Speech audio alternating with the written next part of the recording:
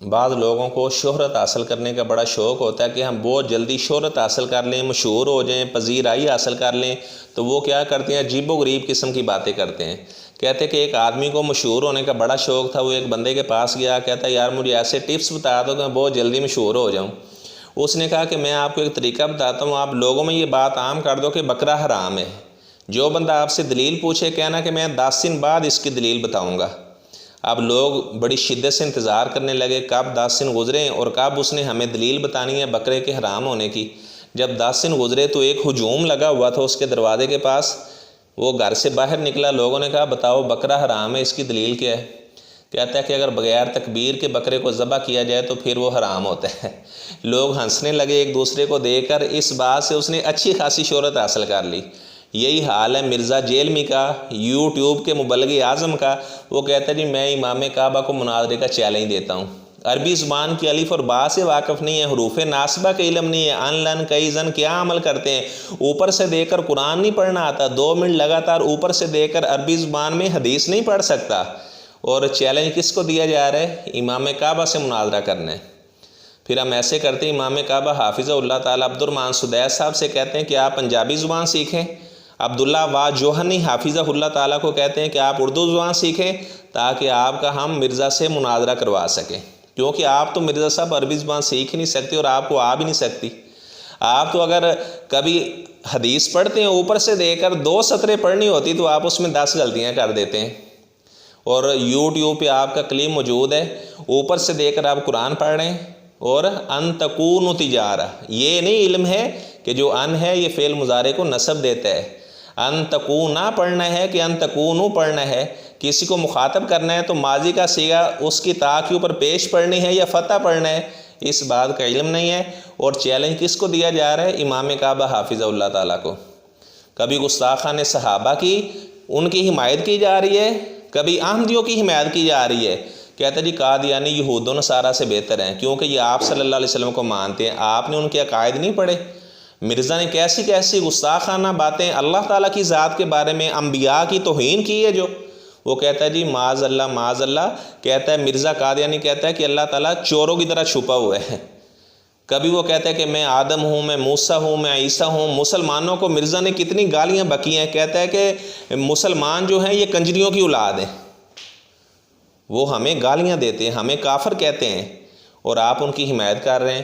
اور کبھی گستاخان صحابہ کو خوش کرنے کے لیے حضرت معاویہ رضی اللہ تعالیٰ عنہ کے بارے میں غلط نظریات لوگوں میں پھیلائے جاتے ہیں۔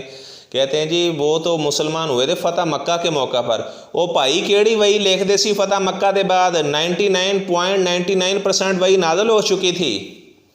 آپ کے علم کا یہاں سے اندازہ لگایا جا سکتا ہے۔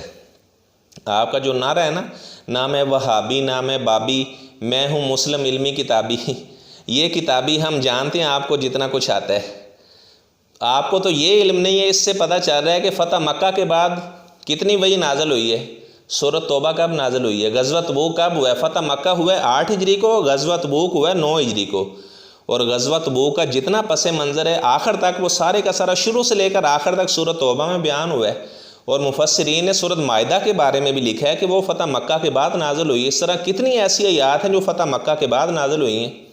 کہتے ہیں جی حضرت معاویہ رضی اللہ تعالیٰ بس خط و کتابت کیا کرتے تھے، وہی نہیں لکھا کرتے تھے۔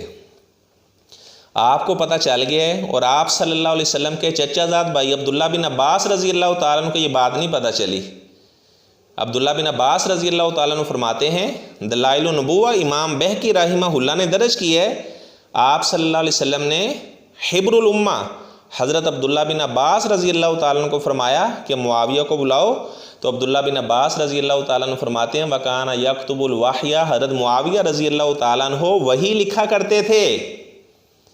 اب عبداللہ بن عباس رضی اللہ تعالیٰ عنہ فرما رہے ہیں کہ حضرت معاویہ رضی اللہ تعالیٰ عنہ وہی لکھا کرتے تھے، تو آپ کیا حضرت عبداللہ بن عباس رضی اللہ تعالیٰ عنہ کی بات کی تردید کرتے ہیں؟